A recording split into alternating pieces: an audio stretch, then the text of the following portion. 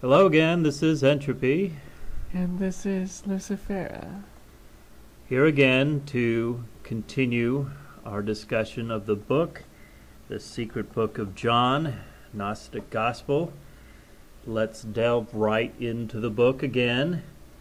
This section is called The Goal of Gnostic Salvation.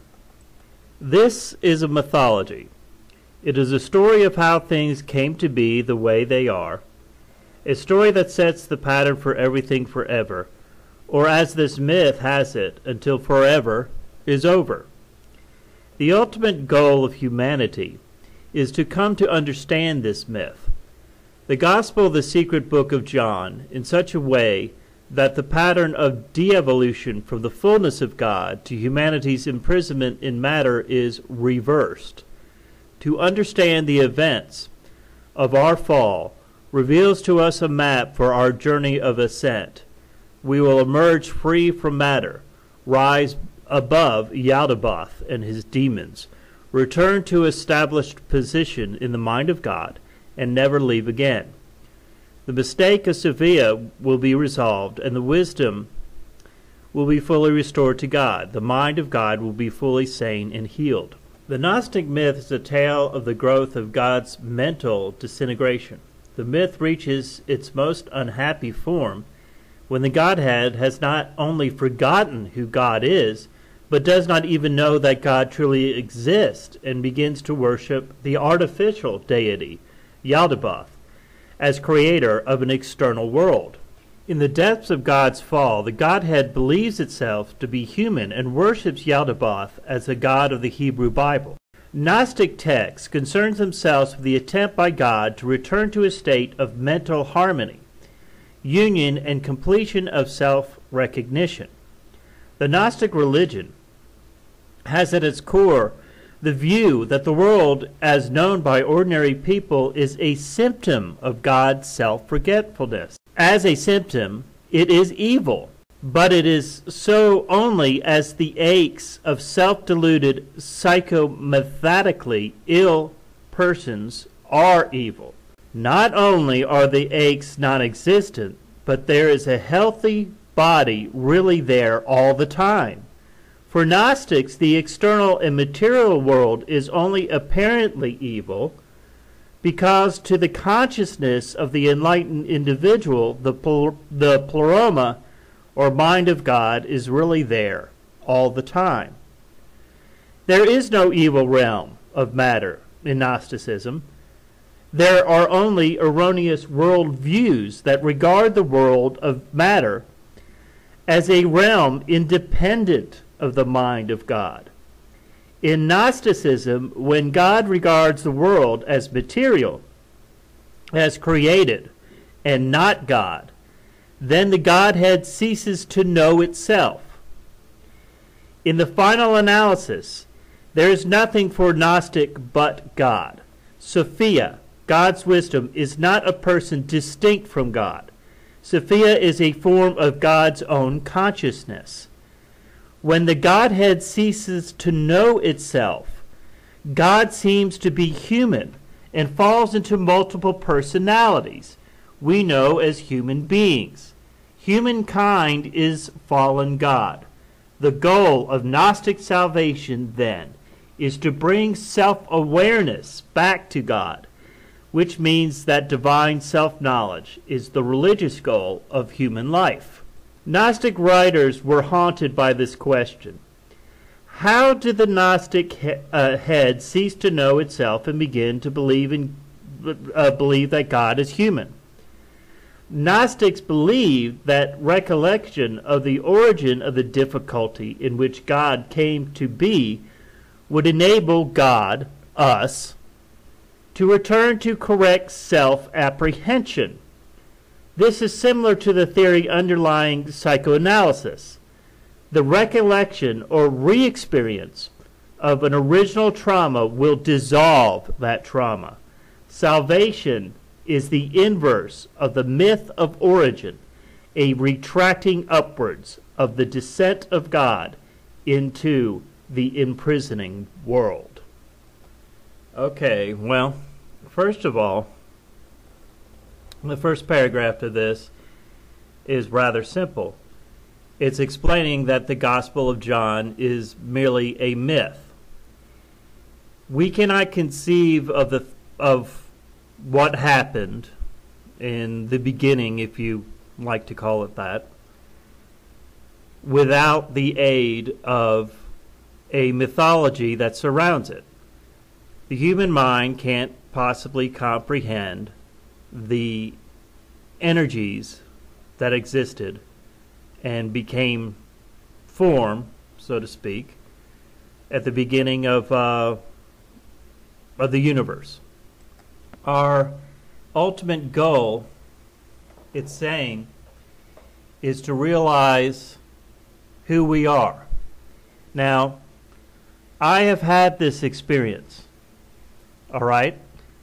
This is the reason why I say that I am enlightened. If someone says that they are enlightened, they are. You don't make that statement. You may say, I think I'm enlightened, or I believe I'm working towards enlightenment. That's what a statement is made. That statement is made when someone is unsure whether they are enlightened. If they're unsure as to whether or not they are enlightened, then they are not enlightened. Enlightenment is very simple. I can tell you what it is. However, you won't know it until you yourself know it. And when enlightenment came to me, it came to me in 3 little words. I am God. Now, this does not mean that I am God separate from you, because we are all one, and we are all God. You don't try to comprehend this, because you just know it. And when you know it beyond any doubt.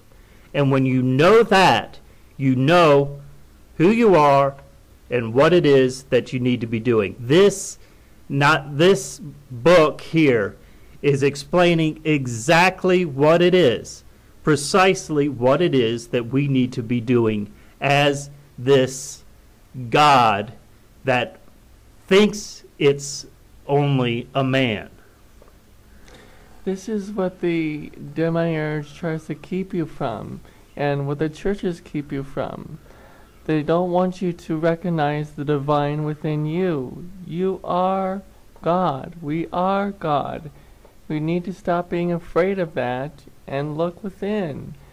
It's very easy for the church to continue to have power and authority over you, because what they use is fear.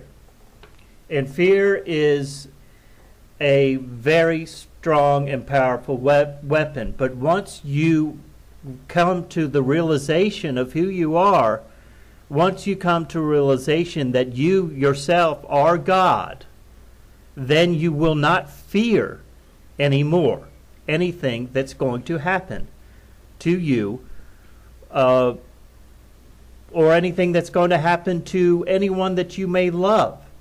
You concern yourself only with the fact and knowledge of who you are, and there is nothing in the universe that you can obtain that's going to give you more satisfaction, happiness, and completeness than the self-awareness that you yourself are indeed God. It is up to you to break free of the prison and ascend into heaven.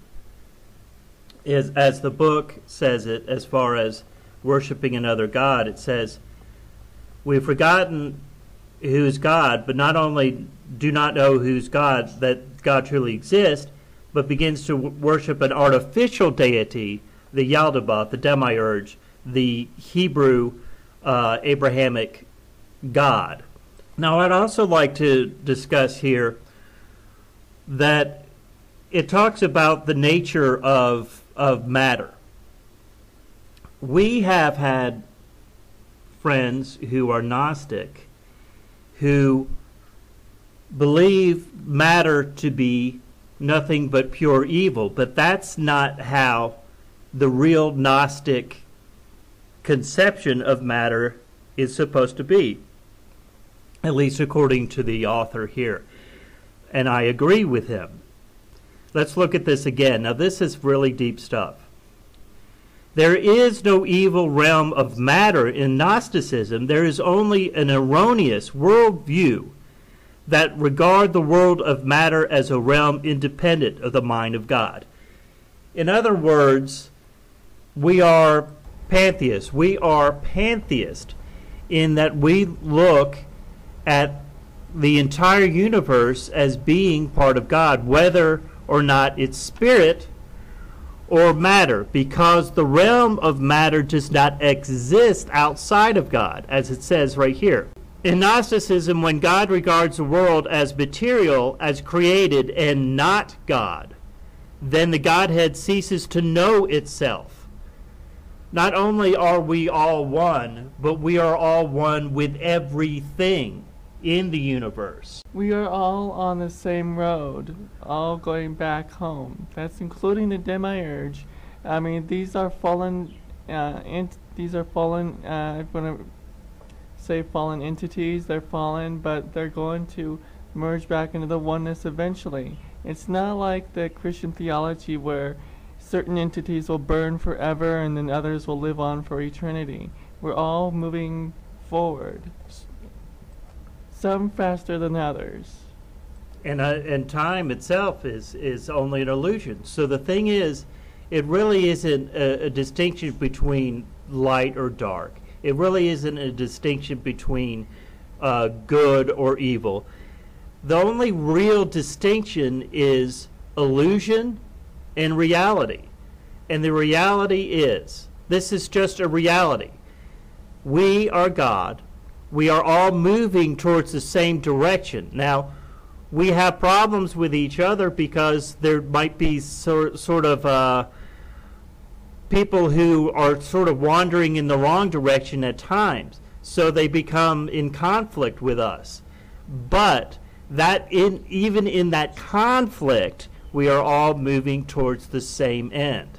This is very difficult for the Western mind really to grasp, because a lot of this is more of an Eastern tradition idea, even though it doesn't quote it as such. The Zen and Buddhist traditions and the Eastern religions in general see things as a oneness that we don't see quite as much here in the Western mind. What with our independence and our individuality that we in the West have. When the Godhood ceases to know itself, God seems to be human and falls into multiple personalities. We know as human beings. Humankind has fallen God. In order to come to an awareness of who we are as God, we have to, just like what a psychiatrist would do, we have to recognize that we ourselves are part of this flawed mistake that was made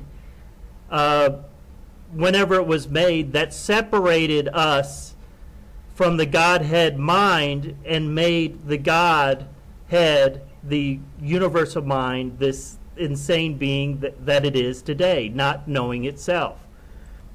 Entropy mentioned that there are times when we're in conflict with each other, and yes, we may be in conflict with each other, and there might be certain beings that go through certain punishments in certain incarnations or in other realms, but in the end we all will end up back home, the Godhead. We are all God again. So even though we fight with each other and war with each other, this is all part of it, but in the end we will end up back home. Well, that's a good place to end this. We will be back again soon, continuing with this discussion. This is Entropy 666. And this is Lucifera. Signing off. See you again soon. Bye.